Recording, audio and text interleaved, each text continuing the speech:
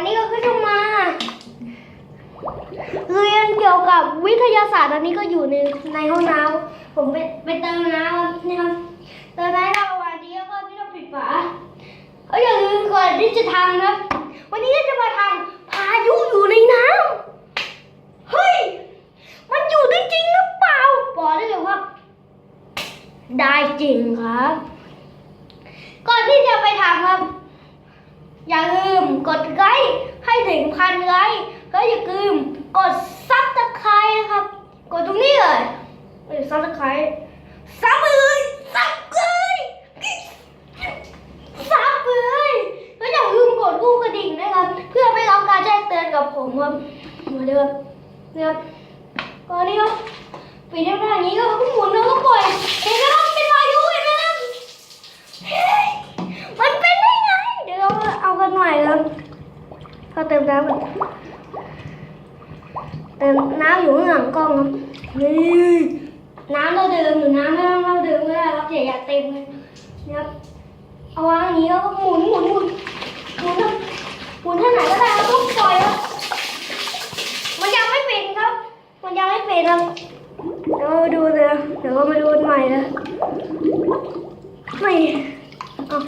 น้อยแล้วก็เป็นปลาคัวแล้วก็หมุนนะเอาหมุนเมื่อกี้ออกเป็นทอร์นาโดเลยครับจริงๆทอร์นาโดอ่านว่าพายุครับใครไม่รู้เดี๋ยวผมจะวันนี้ครับก็วันนี้ก็ที่มันหมุนเพราะว่ามันเกี่ยวกับวิทยาศาสตร์ครับนี่ครับเป็นอะไรมันเป็นไม่ได้จริงเดี๋ยวลองอีกรอบครับเดี๋ยวเราไปลองอีกรอบกันเลย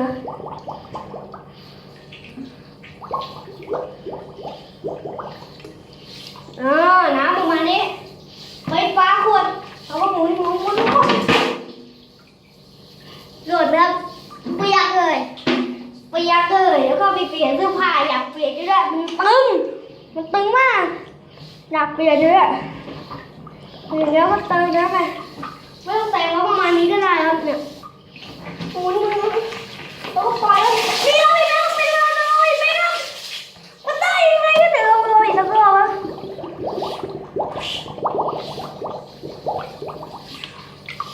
แล้วก็น้ำประมาณไหนก็ได้แต่ขอให้มันมีน้ำนี่เราไม่ต้องดู